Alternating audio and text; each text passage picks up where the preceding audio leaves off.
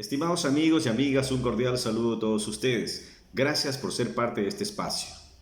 En esta oportunidad queremos asumir un tema que realmente es materia de preocupación, un tema que crece, un tema que azota a la sociedad. Esta es la violencia de género. Es un tema que está sonando en los últimos tiempos en el país y en la comunidad internacional. Iniciemos señalando que la violencia, desde el punto de vista de la Organización Mundial de la Salud, dice que es el uso deliberado de la fuerza física o del poder. Esto presentado en el grado de amenaza, de lesión, de muerte o daño psicológico. Desde el punto de vista de la Organización Mundial de la Salud, esa es una de las definiciones que se hace respecto a la violencia. Ahora bien, la Organización de las Naciones Unidas, la ONU, también se ha referido a la violencia de género. ¿Y qué señala respecto a este tema? Cualquier acto o intención que origine daño o sufrimiento en la parte física, en la parte psicológica, en la parte sexual. Noten ustedes cómo se va definiendo, en teoría, en concepto, esta violencia que luego termina siendo una violencia de género. Ahora, la norma nacional, la norma internacional, háblese del Código Orgánico Integral Penal, de la Constitución de la República, los tratados internacionales como el de Belém do Pará, como la Convención Interamericana de los Derechos Humanos, conceptualiza a la violencia de género como una violencia que se dirige sobre la mujer por el hecho de serla. Esto es muy preciso. Asimismo, en este tema se asegura que el agresor considera carente de derechos básicos como la libertad, el respeto, la capacidad de decisión que tiene la mujer y que, por supuesto, genera daño físico, sexual o psicológico. Noten ustedes cómo la norma nacional e internacional conceptúa la violencia de género. Ahora bien, desde la perspectiva de violencia de género, la situación es mucho más práctica y objetiva. ¿Cómo se manifiesta? ¿Cómo se visualiza? ¿Cómo se aprecia? ¿Cómo se puede ver? Primero, con una agresión directa a los derechos humanos de la mujer. ¿Y qué significa esto? No es otra cosa sino un trato indigno y que merece una conducta de doble acción. Primero, que se avisora con una continuidad en este trato y luego un ataque a la dignidad como valor superior de la persona, desde la perspectiva de género. Es decir, aquí se va definiendo, se va puliendo como un trato indigno en contra de la mujer, que tiene que ser repetitivo, que tiene que ser de alguna manera sistemático y que ataca la dignidad como valor superior de la mujer. Entonces la violencia vista desde este campo da paso a lo que será después o lo que inmediatamente viene como la violencia psicológica. Y la violencia psicológica realmente trae consigo un maltrato físico, psicológico y sexual, cuyo objetivo común es el control de la víctima. Por allí va el tema de la violencia psicológica.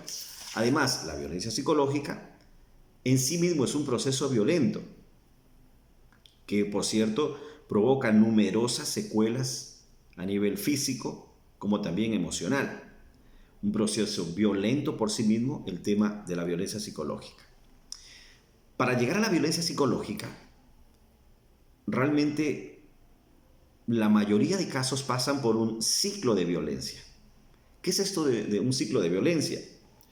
No es otra cosa sino el estado de tensión que en primer lugar se libra cuando ocurre el maltrato, el trato indigno, cuando ocurre la agresión, el insulto, el agravio, la afectación a la mujer y que provoca inmediatamente una especie de inmovilidad. La mujer generalmente afectada en sus derechos por un momento se bloquea, no tiene una respuesta inmediata. Y luego viene una fase de culpabilidad. Es decir, son los tres momentos de este ciclo de violencia.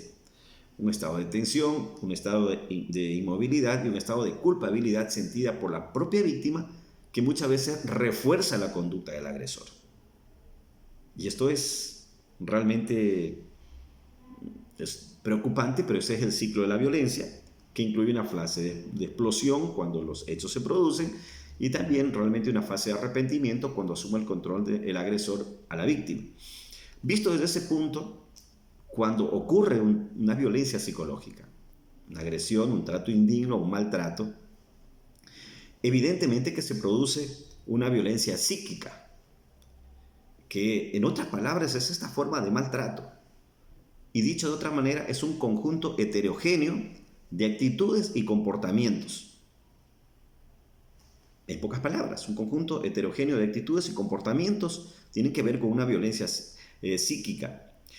Básicamente lo que hace esto es desvalorizar, atemorizar a través de actitudes y palabras a la víctima, en este caso a la mujer. Esto es lo que genera básicamente una violencia psíquica. La violencia psíquica pretende conseguir, como hemos venido señalando, el control de la víctima. Todo este conjunto, que puede ser apreciado como parte de la violencia de género y violencia psicológica, actúa desde la necesidad de demostrar poder, de demostrar dominación y buscar sumisión con presiones emocionales y agresivas a la mujer. Finalmente, ¿en qué termina toda esta trama de violencia, toda esta segunda pandemia que crece aceleradamente en los hogares, en el universo, y que no se ha logrado asumir un control total y que sobre todo es un fenómeno que todavía se estudia a nivel internacional y a nivel local? ¿Qué es lo que genera todo esto? Primero, causa un trastorno psicológico, una destrucción psíquica. Pudiera ocasionar también agravar enfermedades físicas y en el peor de los casos puede provocar el suicidio. Por eso es importante que en cada familia, es importante que en cada colectivo se estudie, se respete a la mujer, se estudie el tema de violencia de género, se respete a la mujer, se reconozcan sus derechos. No queremos más casos judicializados en el mundo, como el caso de la manada en España, realmente donde una joven fue víctima de violencia sexual y de delitos continuados. No queremos que se repita el caso de violencia sexual, física y psicológica incluso, que se produjo en México, este caso conocido como Rosendo Cantú. Y en Ecuador hay un caso muy nuevo, un caso que realmente generó alarma y que genera lecciones a aprender, el caso de Paula Albarracín, una adolescente, estudiante, que falleció en Guayaquil y que realmente la Convención Interamericana de Derechos Humanos dictó una sentencia en la que realmente al Estado ecuatoriano le obligó a tomar algunas respuestas, reacciones que realmente tienen que ver con el orden legal. Estas son lecciones que no pueden repetirse y por lo tanto es necesario que se respete, es necesario que se valore, que no se destruya a la mujer. La destrucción de la mujer en gran parte de sus derechos comienza en casa. Por eso es importante señalar varias reflexiones. Este solamente es un punto de debate nada más. De aquí en adelante realmente hay muchos puntos que pudieran irse sumando en favor de respetar el derecho de la mujer. Hasta la próxima, amigos y amigas.